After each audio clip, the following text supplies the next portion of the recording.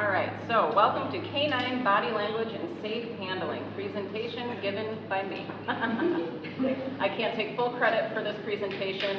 One of my best friends is really good at the Canvas stuff, so I just picked out what I wanted and she helped me like put it together. So I don't offer a lot of programs within my company. I don't believe in taking thousands of dollars and promising people results and giving them timelines because our dogs are living beings and you know, it's a thing. But I do have one-on-one lessons. I have this hybrid program for a week at a time, right? You just work with me until you, because sometimes you do one lesson, they're like, you know what, that's good enough. That's all I need from my pet dog. And this one on the right, bringing home the dog. I know that all shelters and rescues have staff and volunteers that do a lot of mediating and coaching for adopters. But a lot of times I get called in post-adoption to support the family, and I find that a lot of the things that I got called in for could have been avoided had they had some guidance ahead of time. I see lots of supplies being bought that maybe weren't necessary, management not in the house, those kind of things. So I created Bringing Home the Dog to try and reduce returns to the shelters and rescues. So that's just a little bit about my business. I have a Facebook page you can stalk later if you want, because this isn't about me. All right, so we covered this in enrichment group 2. So the 5 freedoms are what we're going to strive to give the dogs in the shelter. So shelters were not originally created to house dogs for such a long time. And so we do the best that we can, but it just seems like now this state of the way things are, right, dogs are in shelters for months and years and they're deteriorating, that we need to kind of switch gears.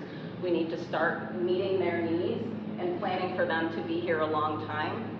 And honestly, by meeting all of their needs, a lot of the disobedience or naughty behaviors will lessen because a lot of it is just communication. I'm not getting what I need to fulfill my need. And I'm going to fulfill my need by pulling on the leash or jumping up and down or spinning in circles or grabbing onto clothes because I'm frustrated and I'm pent up. So freedom from hunger and thirst, obviously we take care of that. Everybody has clean water, everybody gets food. Discomfort. This will be on a case-by-case basis. Obviously, when a dog first comes in, you're not going to give it a whole bunch of stuffies and blankets because you don't want them to ingest and choke on it. But as dogs prove that they can handle those kinds of luxuries, all dogs should have a safe and soft place to lay down. Try to lower the noise in the kennels if we can, right? I know things need to be kind of sterile and hard surfaces for them to be able to be clean and sanitized, but trying to provide comfort, right? Dogs like to nest in things. My dog literally nests into my actual couch now, and he's 12, so I let him. But letting them do breed and species-specific behaviors is going to help. Freedom from pain, injury, or disease. You guys are so incredibly lucky to have a vet right here. You don't have to make appointments and drive them across town, right? That is super. A lot of times a dog will act aggressive because it's in pain and nobody is listening to them. And so they're of course going to try and protect themselves by lunging, barking, growling, backing up, right? So making sure that everybody has a vet check. If you take a dog out and you notice, hey, the dog shied away when I reached over its head, or when I pet him down his back, he kind of grumbled at me, make notes of those things to staff and the vet staff so that they can check that out, because that dog could get labeled aggressive, not adoptable, whatever, and really you just needed some like anti-inflammatories or something, right? So trying to take care of them and keep them free of all the things. Tick-borne diseases, right? Those can cause joint issues, pain, that kind of thing. So full vet workup for sure. Freedom to express normal behavior. Do you guys remember the first leg of the pandemic? We were all stuck in our houses, couldn't go anywhere. And as much as that sucked, we could still Zoom with our friends. We could choose what we wanted to eat, when we wanted to eat. We could still go outside in our yards anytime we wanted. These dogs cannot, and they go days, weeks, months, years without having those needs met. So trying to find ways, even if we're, right, we have to work with the staff, the volunteers, the resources that we have, and that is not me shaming. we're not shaming. We do the best we can with the resources that we have, but by switching gears and trying to meet the dog's needs, even if it's just adding something extra to their food dish every day, like I brought in hard-boiled eggs last week, like something that is different every day to help them use their brain, use their different senses, right? They're stuck in a box, they can't get out. Let's give them something to shred. I would rather a dog shred a cardboard box than spin in circles and lose their marbles, right? So trying to meet their needs any way you can. Even if you can't get them out for a 5-mile walk every day, you can get each dog something different to eat, feeding them differently. So everyone probably gets a steel bowl, but as you learn more about the dogs, can they handle a Kong wobbler in their thing without destroying it and choking on it? Can you just put that cup of food in that instead? So now their meal takes them 15 minutes and tires their brain out versus just scarfing it down and then, you know, like my dog Patrick throwing it up and eating it again because he ate too fast when I brought him home from the shelter. So anything you can do, or if you're gonna take a dog out, say, hey, did this dog eat breakfast yet? No? Grab the breakfast, put it in your pocket, go sprinkle it in the grass, let them snuffle on the walk. The walks should be for the dogs. Again, once the dog's needs are getting met, you're gonna find less pulling, more sniffing, and the walks are gonna be easier. But when they come out of the kennel after not having anything to do for 4 days, like, yeah, they're gonna pull you. And does anyone know why dogs pull? Because it works, guys. They pull, we follow, they get there. They pull, we follow, because it works, that's all. Not because they're trying to dominate you, not because they're trying to rule the world. It just friggin' works. And freedom from fear and distress. Obviously, every single dog in here has gone through some sort of trauma. The fact that they are here is traumatizing. We don't know what their previous life was like. We don't know what their street life was like, unless, of course, it's a cruelty case or a surrender or whatever. But I laugh because my mother is a 3-time divorcee, and I consider these dogs 3-time divorcees. They have their, and this is not even taking into account the genetics, but they have their previous life, they have their time on the street, and now they're here, right? So they got a lot to unpack, and they don't speak English. They don't communicate the same way we do, so we need to learn how they're communicating so that we can better meet their needs and help them feel better, because if they feel better, they will do better. I am always going to focus on the welfare of the animal first before obedience, every time. That's my best friend, Artie. And this is his mother's, one of her favorite quotes: the single biggest problem in communication is the illusion that it has taken place. So sometimes our dogs do something, and we think in our silly human brains that it means one thing, and it did not. It meant something totally different. So jumping.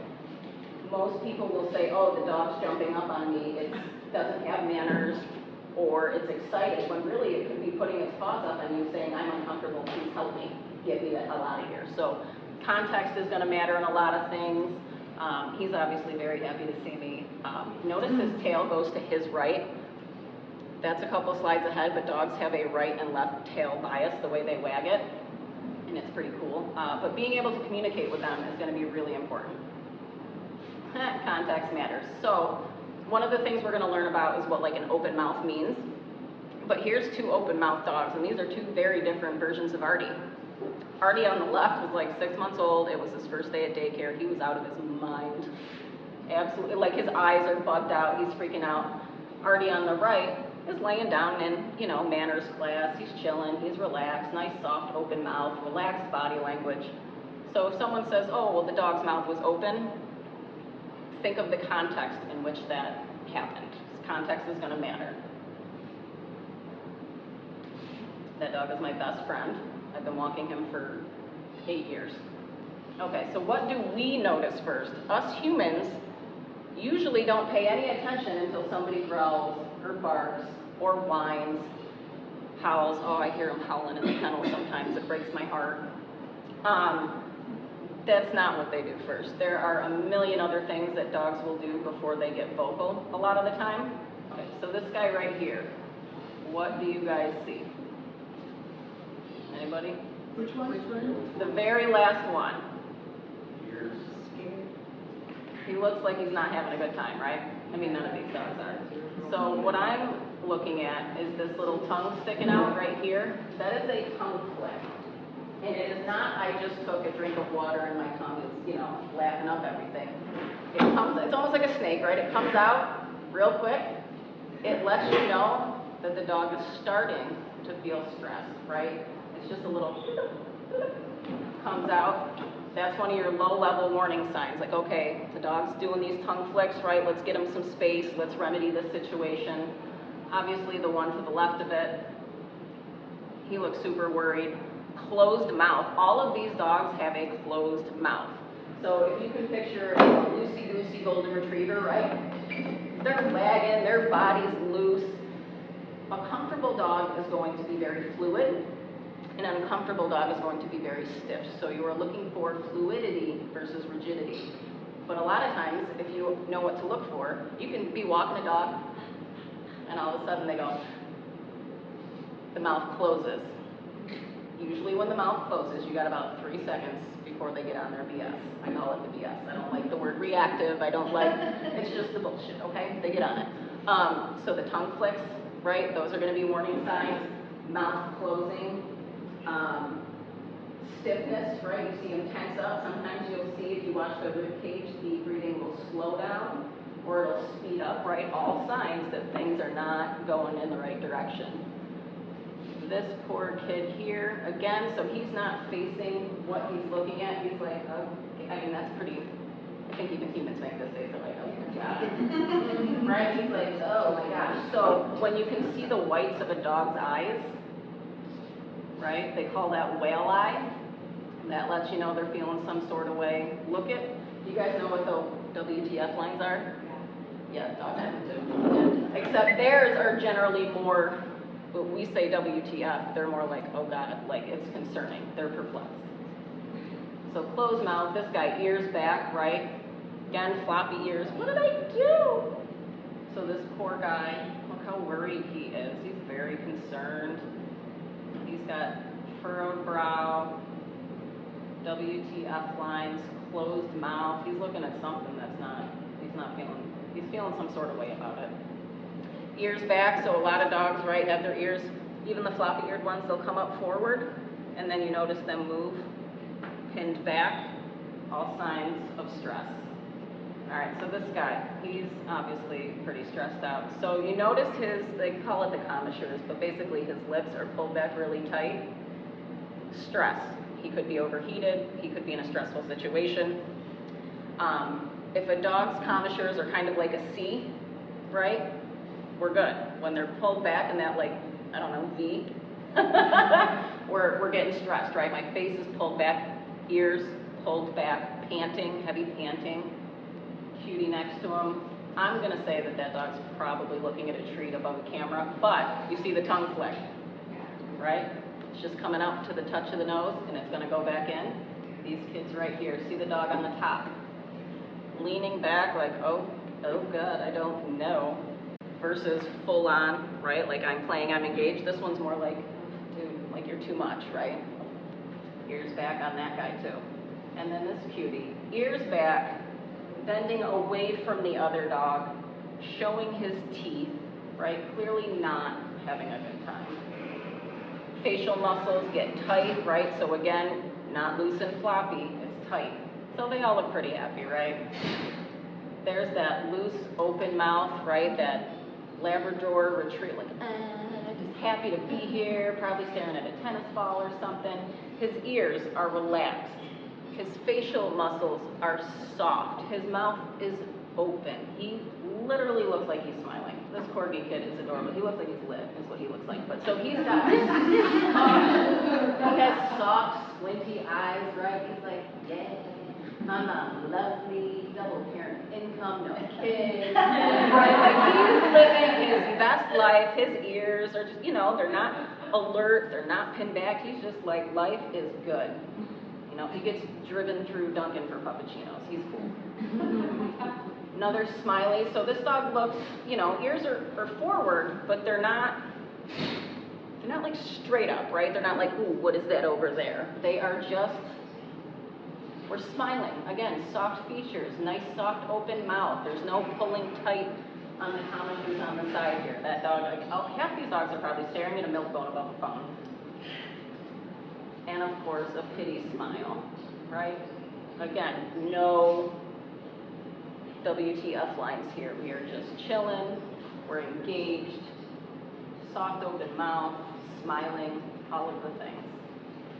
So it's taken me a really long time to do this actually. Looking at the whole dog, right? Some of us will focus on just the tail, just the ears, just the mouth. We need to focus on the dog as a whole.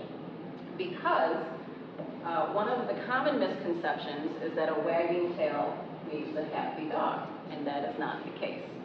So where the tail is, obviously we all know, like, if the tail is tucked under, that dog's terrified.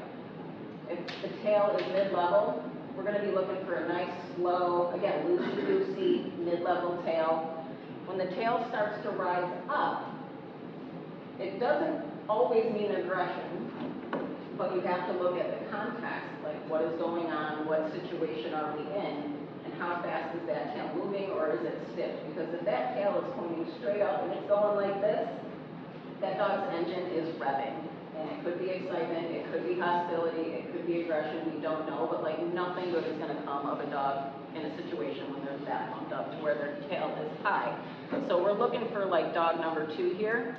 He looks really stiff in this picture, but that's that mid-level height that we're looking for when dogs are feeling comfortable. Obviously the first dog is just happy. He looks like he came in bouncing, tail wagging, mouth open, ears flopping, he's good. So number 3 here, this poor kid, where's his tail? Down. Where's his weight shifted? Back. Right? He doesn't want to go that way. So an aggressive dog or a very confident dog is going to be on his front paws like, what's up? This dog's like, Jesus, no. And it could be he's afraid. It could be pain, right? We don't know. That's why vet checkups are important. That's why everybody making notes about what you experienced with that dog gets written down and logged in somehow so that people can be like, you know what, that dog's not aggressive. That dog's, I think, got something medical going on. When dogs have behavioral issues, always check with the vet first. So yeah, his mouth is closed, his ears are down, eyes look a little worried, right? Weight shifted back, he might even be doing the paw lift. Looks like it's about to come off the ground. Whoops. And then there's this guy. So he looks a little more intense, right? Is that aggression? Maybe, maybe not. So context is gonna matter, right? His tail's mid-level, it's not all the way up, but his ears are back. So he could be barking at something or someone because he wants it to go away. He doesn't want to interact with it, and by making the scary, quote-unquote, reactive displays, in their mind, that makes the thing go away. It works, that's why they do it. So if you think about, do any of you have dogs that like bark at the mailman? Do you know why they do that? In their little brains, they're actually probably smarter than us. But in their, like, we know that the mailman was going to drop the mail off and leave anyways. The dog thinks that he barked the mailman away.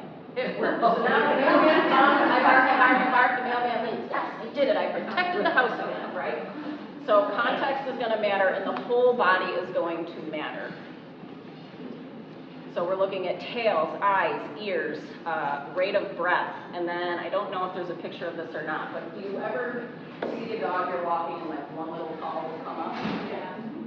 That's I'm not sure. That's I don't know. I might just need a second. Maybe if the dog heard something over there and they're like, what was that? You see the little paw come up, and when that happens, I will usually give them a few seconds because they can see, smell, and hear way better than we can.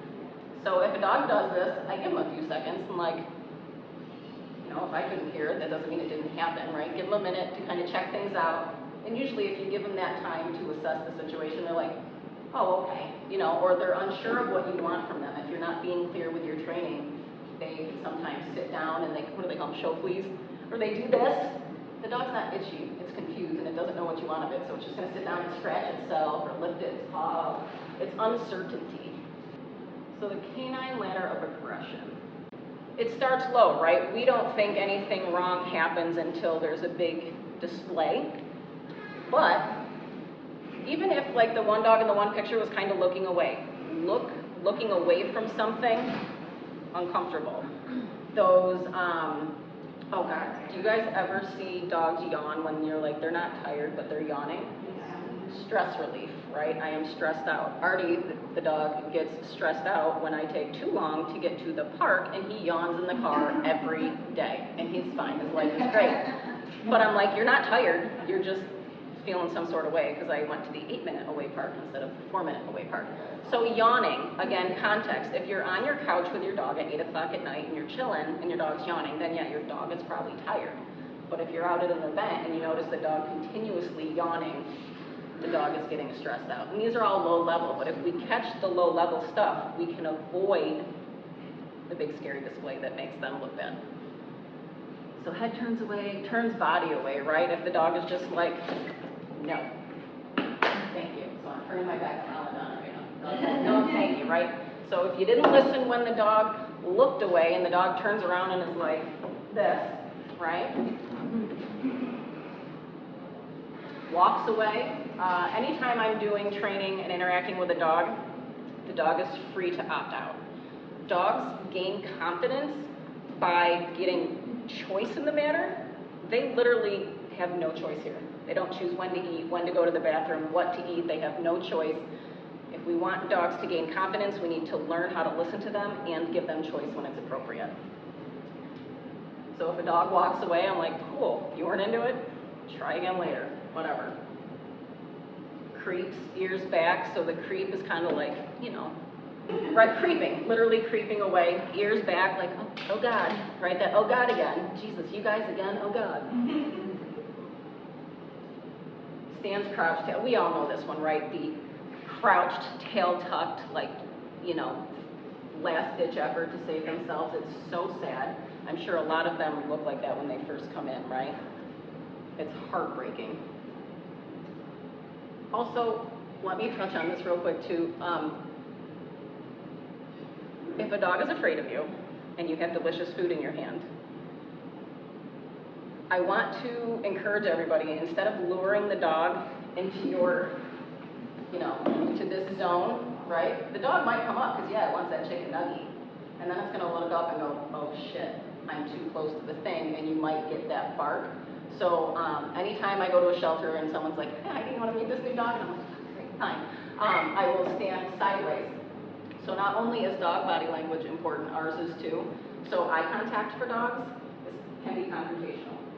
If you notice when dogs meet, they do that kind of yin and yang, right? They don't go head to head.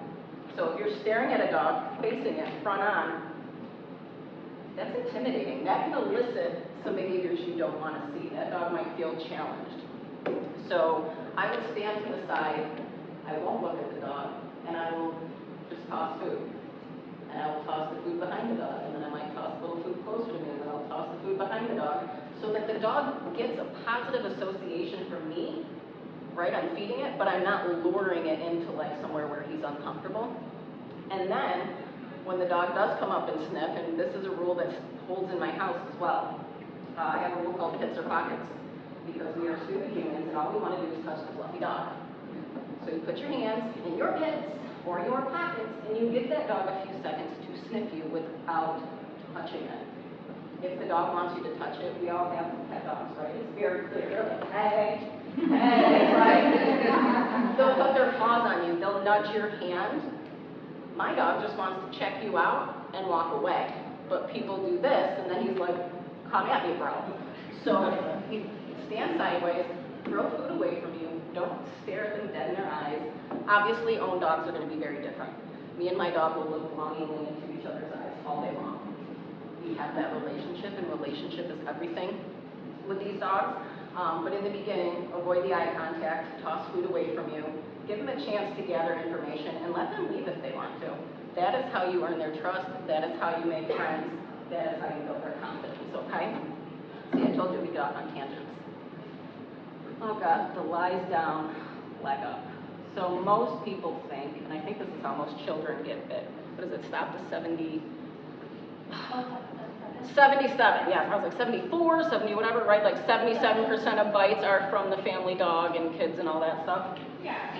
Most people think that a dog laying down and exposing its belly wants belly rubs. Again, context. Are the whites of that dog's eyes showing? Is that dog giving you the WTF? Is that tail tuck? Is it peeing itself? When a dog does the belly show, again, if it's the retriever and it's like, hey, very clear, right? Rub on belly. But when it's stiff and crouched and tail, I'm like, oh God, that dog is literally, that is like a white flag. It is fighting for its life. It is his last ditch effort to save itself. Don't touch that dog. Leave that dog alone. Because if we creep up on that dog that is telling us please don't, we now might get bit. Like, that's where we're gonna head next, right? Stiffen stares. You ever get that cold stare from a dog? Ugh, so bad. So yeah, eye contact, not great, right? But when a dog cold stares you, go. Just like somehow get yourself out of that situation. Toss some food, get something in between the two of you. Nothing good's coming of it, right? And if you keep going towards that dog and you're backing it up into the kennel, what's that dog gonna do to save itself? Yeah. So, we would love to be able to remedy situations when we're down in the green, right? Growls, snaps, bites, that's all. Y'all know what that's about, and it's not fun. But start looking for those subtle signals, the tongue flicks, the looking away, fidgeting, dogs fidget.